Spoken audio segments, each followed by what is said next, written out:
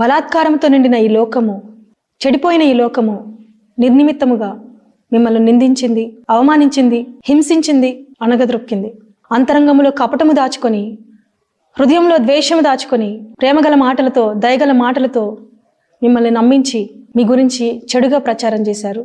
మీ కుటుంబంలో మీకే వ్యతిరేకంగా మనుషులను రేపి మీ కుటుంబాన్ని చిన్నాభిన్నం చేసి మీకు నెమ్మది లేకుండా చేశారు.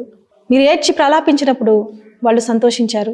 అయిన వాళ్లే మీ ఆర్థిక స్థితిని బట్టి మిమ్మల్ని చిన్నచూపు చూసి, శుభకార్యాల్లో మిమ్మల్ని వెలివేసినట్లుగా చూసి మిమ్మల్ని అవమానించారు. వీటన్నిటినీ చూసి మీ మనస్సు విరిగిపోయింది, మీ హృదయం గాయపరచబడింది. ఈ లోకం ఎన్నటికీ నన్ను గుర్తించదా, గౌరవించదా, ప్రేమించదా అని ఒక క్రింద పడిన స్థితిలో, ఒక కృంగిన స్థితిలో మీరు పడి ఉన్నారు. ఈరోజు యేసుక్రీస్తు ప్రభువుల వారు మిమ్మల్ని అడుగుతూ ఉన్నారు, ఎంతకాలం నీవు క్రింద పడిన స్థితిలో, కృంగిన స్థితిలో నీవు ఉంటావు? నీవు లేచి తిరిగి నీ ప్రయాణాన్ని కొనసాగించు అని ఆయన అంటూ ఉన్నాడు. నేను నిన్ను బలపరుస్తాను అని ఆయన మీతో అంటూ ఉన్నాడు. దేవుని జనమా, దేవుని స్వాస్థ్యమా, మీరు తెలుసుకోవాల్సిన మొదటి విషయం ఏంటంటే, ఏర్పరచబడిన వారైనా, పిలువబడిన వారైనా, నమ్మకమైన వారైనా, ఈ లోక సంబంధులు కాని వారైనా మిమ్మల్ని ఈ లోకము ఎన్నటికీ స్నేహించదు. దేవుని బిడ్డలకు ఈ లోకము యోగ్యమైనది కాదు.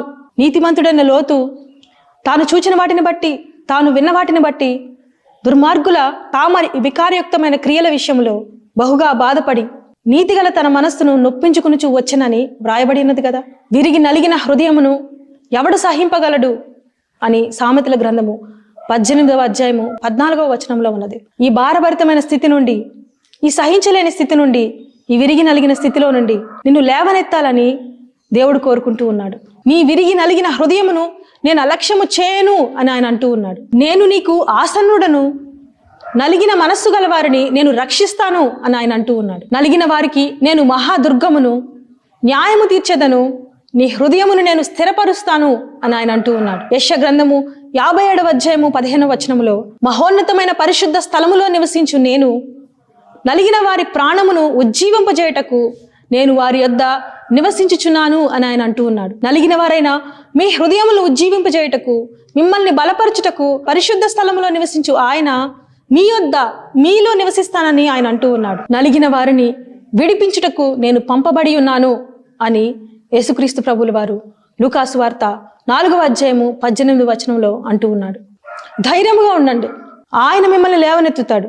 మీ దుఃఖమును, మీ ఏడ్పును, మీ అవమానాన్ని, మీ నిందను సంతోషముగా, ఘనతగా ఆయన మార్చబోతూ ఉన్నాడు. గుండె చెదరిన మిమ్మల్ని బాగు చేయవాడును, మీ గాయములను కట్టువాడును